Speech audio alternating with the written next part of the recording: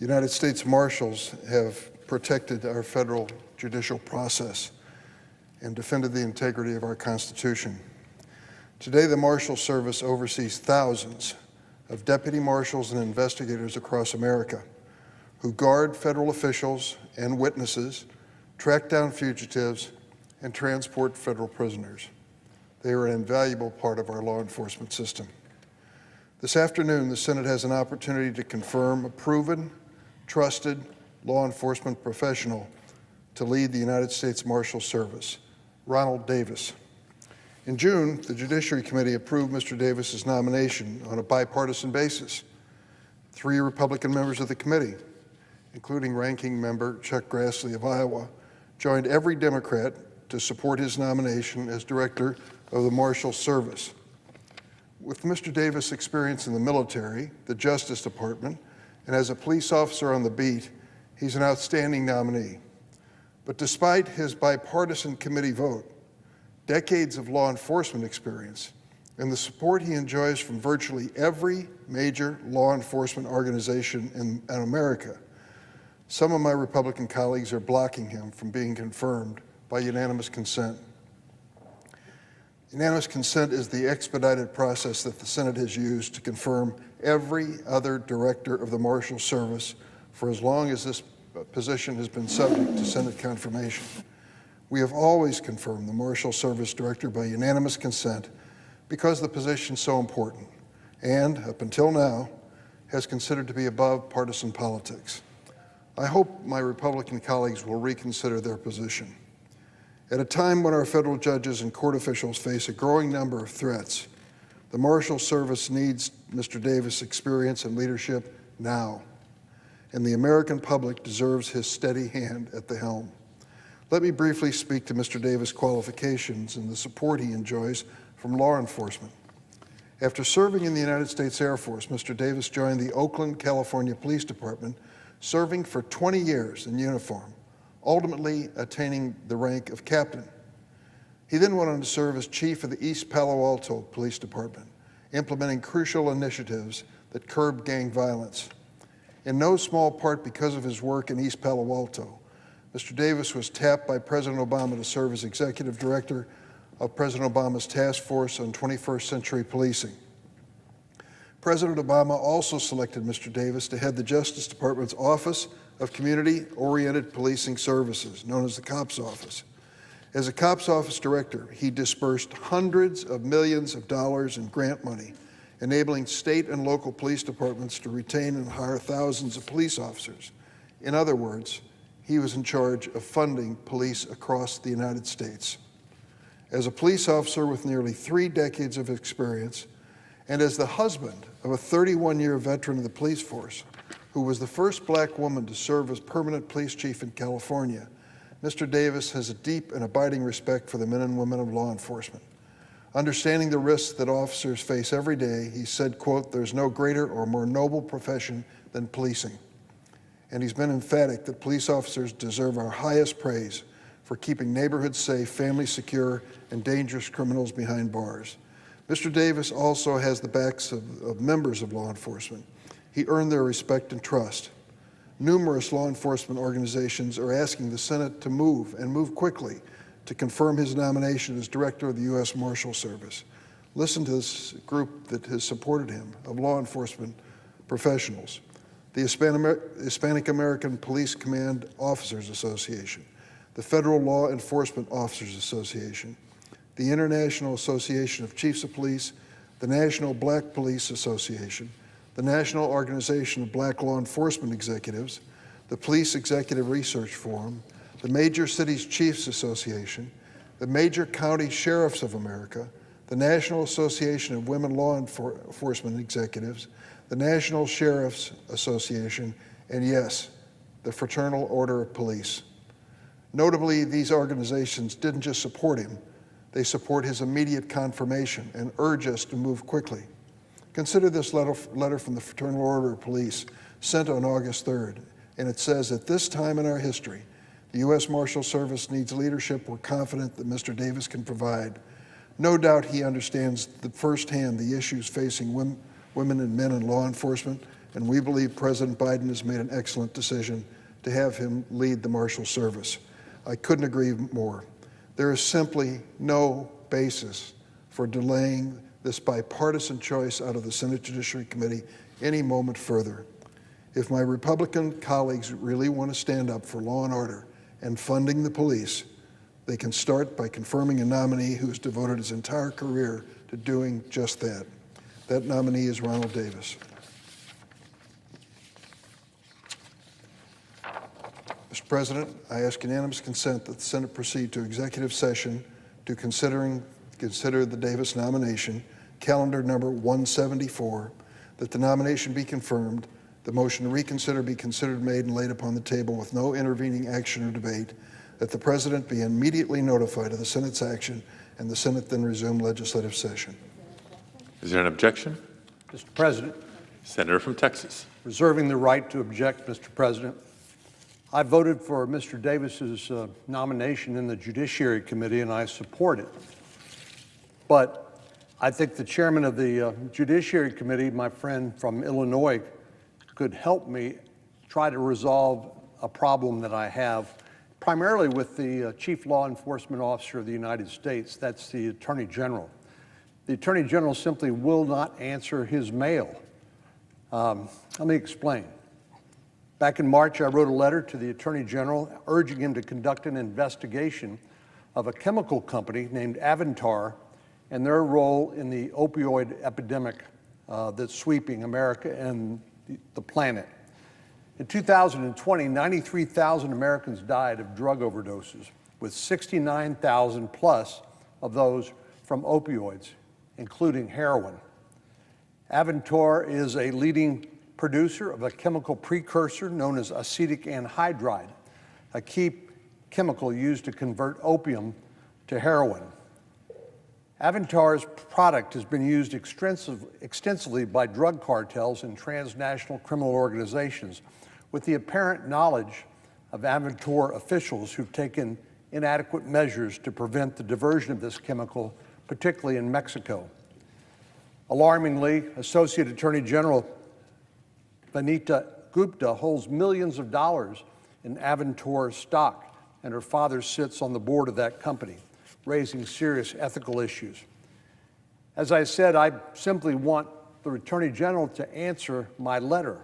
I sent a letter to him asking about the investigative status of Avantor and its involvement in the facilitation of heroin production, but have yet to receive a response more than 4 months later.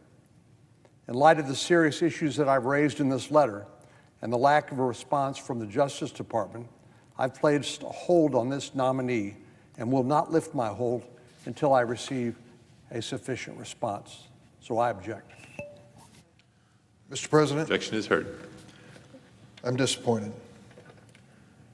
This is an issue involving Vanita Gupta, who was approved by the Senate and now is serving in the Department of Justice and has been for months. What this has to do with the person to lead the U.S. Marshals Service, I cannot imagine.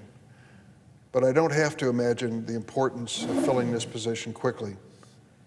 It was over 10 years ago when a judge, a woman that I helped to win the appointment in the federal district court in the Northern District of Illinois, learned tragically that a disgruntled client of somebody's firm went to her home, killing her mother and her husband in Chicago.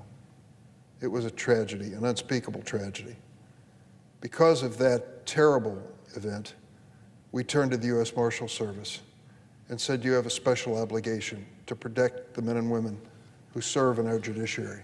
We're counting on you to make certain that they're safe at work and they're safe at home.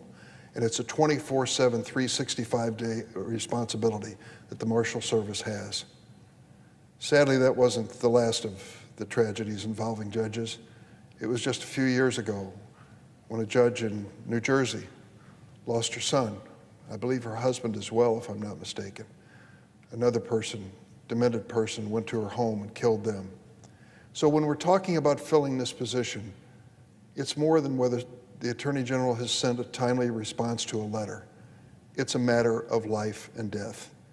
And now more than ever, because we are in transition, and many of the marshals are in a lame duck status or moved on to other positions, and you need someone to head up the U.S. Marshal Service during this period when we do our work here in Congress to approve the new U.S. Marshals across the United States. It is hard for me to imagine that we would risk the lives of judges, court personnel, and their families, along with many others, by leaving this critical law enforcement agency unfilled. No one questions this man's qualifications. He is a humble man who has an amazing story, an incredible story.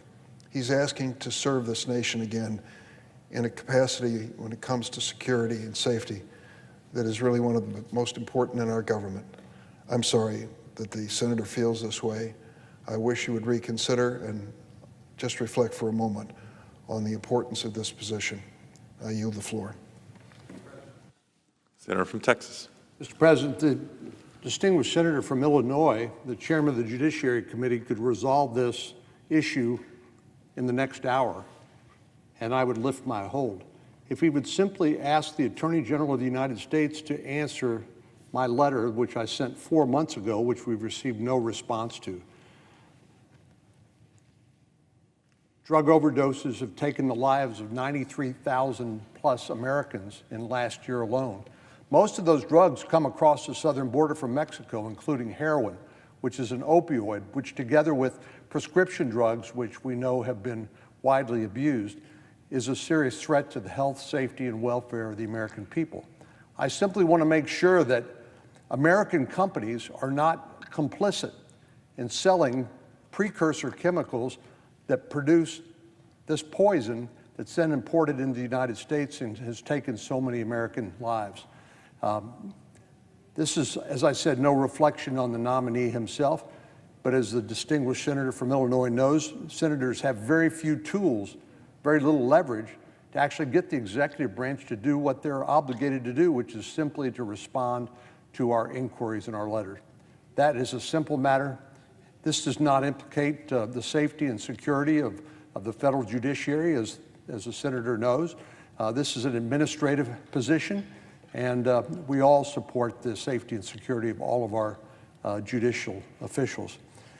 So this could be satisfied very quickly and literally within the next hour if the chairman of the Judiciary Committee would simply pick up the phone, call the Attorney General, and ask him to answer his mail. Mr. President. Senator from Illinois. Mr. President, first, let me say that this issue about this corporation, I believe the senator said it was known as Avantar, was a corporation which was once under the control of Vanita Gupta's father.